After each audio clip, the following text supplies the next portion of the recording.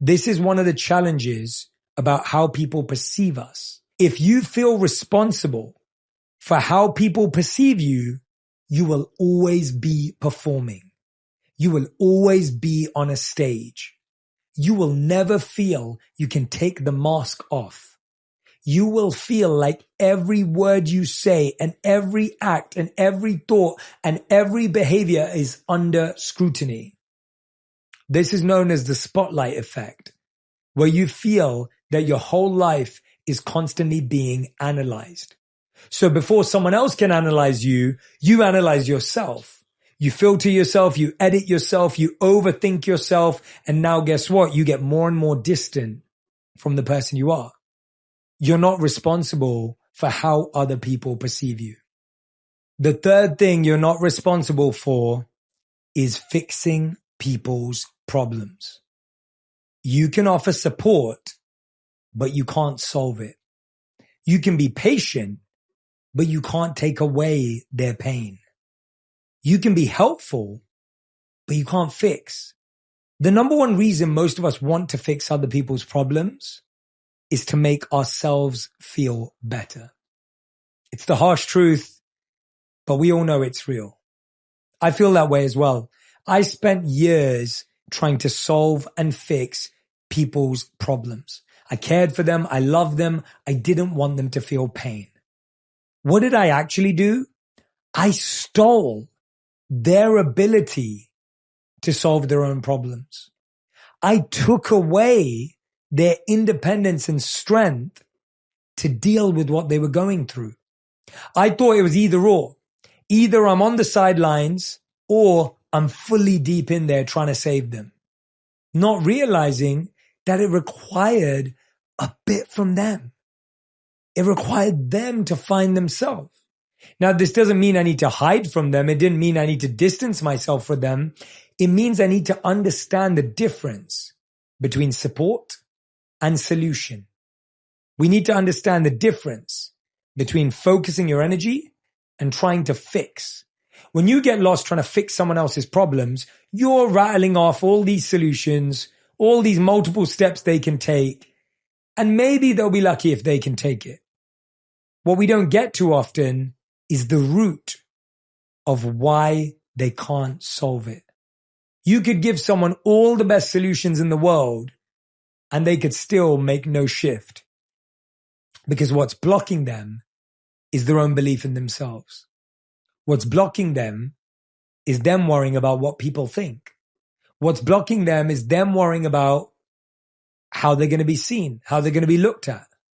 I was talking to a friend the other day, and it dawned on me how many people are scared to put up a post or a video or a piece of content because they're worried about what their friends will think. You can fix their problem by solving it, sending them all the videos, giving them advice, whatever it may be. But that's the root of their issue. You may have a family member who wants to be healthier, and you're sending them everything. Here's the article, here's the podcast, here's the blog, here's the everything. And that person just feels overwhelmed by the information. Because what they need to do is take one step, not catch up with you. I was saying this to a friend this morning on a walk. We were talking about why it often feels like it takes people around us so long to understand us. And I was sharing this analogy with him. I said to him, it's like when you've just finished watching season 4 of an amazing show. And you're telling all your friends, hey, you need to watch this show. It's amazing. I love it. It's incredible. And now they've got to spend all that time catching up. So you're at season 4, you've finished it, and they're at season 1. And not everyone is going to go on that journey with you. So you're not responsible to fix everyone's problems. You can only tell them what could work, but you can't fix it. That person has to watch the show, right? That person has to make the time. The person has to commit to all the episodes of the show, and that's entertainment, let alone growth. So I can't fix it. I can't solve it for you. You have to put in work. And often we'll sit there and we'll just be sitting there going, how do I fix this? What do I do? What can I say? What can I do? What is the perfect thing I can say? I used to have a client who used to say that to me all the time. He'd say, Jay, you always say the perfect thing. Can you teach me how to always say the perfect thing? And I remember saying to me, I said, first of all, I don't always say the perfect thing. And if I do, it's because I'm present. It's not because I'm trying to say the perfect thing. You don't say the right thing because you're trying to say the right thing. You say the right thing because you're so conscious, aligned, and present in that moment that you can truly resonate with that person. Number 4, you are not responsible for living up to others' expectations. Because guess what? You never will. Even if you try to live up to other people's expectations, you never will. You will let people down. Even if you try your hardest not to. They'll be disappointed. They'll be disheartened, even if you try your best. Because the truth is, we can't read anyone's mind. And no one can read ours. It's not possible for me to check off every box of the expectation you have. How many of you have ever tried to plan something for a family member or a friend? Maybe it's a surprise birthday. Maybe it's getting a gift. Maybe it's a vacation or a getaway. And maybe you tried to plan it meticulously. But there was something along the way that person said, oh, that flight was too long. Oh, the hotel bed wasn't comfortable. Oh, I like that music, but it's not my favorite type. Oh, I don't really love chocolate cake. I prefer, whatever it is, you couldn't possibly know everyone's preference. And we feel very responsible to live up to other people's expectations. Some people expect you to get a certain job, so you chase it your whole life, only to realize it's not the job you want. Some people want you to find a certain partner, so you chase a particular type of partner, only to realize you have nothing in common with them. Some people in your life will expect you to have children, and you may have children because of that expectation, only to realize you weren't ready to be a parent. When you pursue and chase things that other people expect of you, even if you get them, they won't be happy and neither will you. How can you be happy chasing someone else's priority? How could you ever be joyful chasing someone else's life? So don't feel responsible for other people's expectations, because those are the expectations they often had of themselves. Sometimes it's not even that they want you to have a good career. They want to be friends with someone who has a good career. They want to be able to tell their friends that you're having a child, that you're getting married, whatever it may be. I remember not going to my graduation ceremony. I graduated, but I didn't go to the event where you get the scroll and you wear the hat and all the rest of it. And my mom never got that picture. And I remember my mom would say to me, she'd say, all my friends have pictures of their kids graduating. I don't have a picture of you graduating. And it's a really, really interesting thought, because it was this expectation she had of me. Now, it's not the biggest deal and my mom's wonderful, but there's that feeling that I would have had to either be at my graduation ceremony, or at that point I was living as a monk in India. And now when I look back at that, I think, wow, it's so obvious I made the right decision. But if I tried to live up to her expectation, I would have made the wrong choice. I remember growing up, my parents really wanted me to study sciences.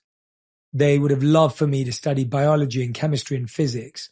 And instead I studied art and design and economics and sociology and philosophy.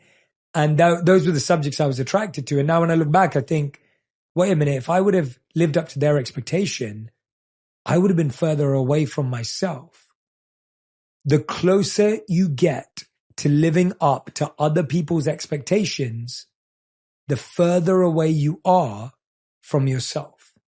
The closer you get to checking off everyone else's list, the further away you are from knowing what's on yours.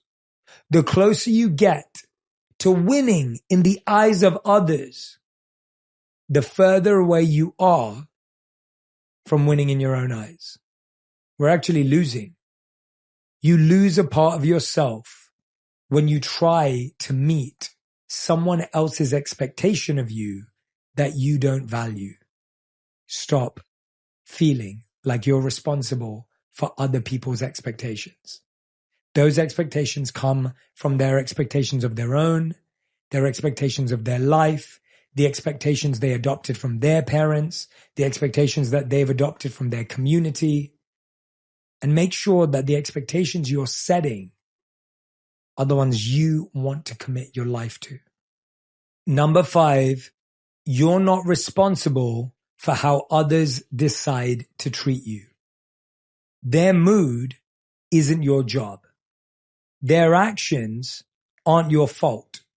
You don't have to manage someone else's bad day. Their behavior is about them. It doesn't say anything about who you are. You're not responsible for making someone else grow up. Maturity is their journey. You don't have to carry that burden. I think often we feel very, very responsible for how people treat us. We feel that the way they behave with us is a sign of who we are. I was speaking to someone last week who said the person that broke up with them has made them feel like they're not lovable.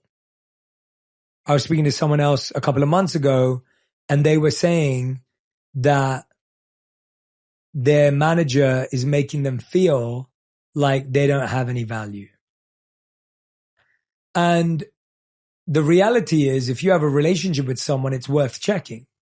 I want to understand where this is coming from. I want to recognize and know if the way you're treating me, where's it coming from? What's beneath this? Because usually you'll find some people don't have a good reason at all. They were angry. They were tired. They were exhausted. And you were receiving their anger, their exhaustion, and their fatigue. You weren't receiving what you deserved. You were receiving what they were dealing with because they didn't give themselves the rest they deserved. Think about that for a second. You were receiving not what you deserved, but you were receiving what they were experiencing. People don't treat you how you deserve to be treated. They treat you how they treat themselves. The way people treat you is not a reflection of you. It's a reflection of how they see themselves and what they're feeling. The way people treat you shows you how that person is living right now, not how you're performing. You can't be responsible for how others decide to treat you, because then you'd be responsible for their entire life. You'd have to manage their morning, their evening, their day, their relationships. You'd have to manage everything in order to hope that they treat you right. And sometimes maybe even we do that. We try and overmanage, we try and over-monitor, we try and over-control someone to hope that they'll treat us better, only to realize nothing changes. And then we wonder, why is nothing changing? I'm doing everything right.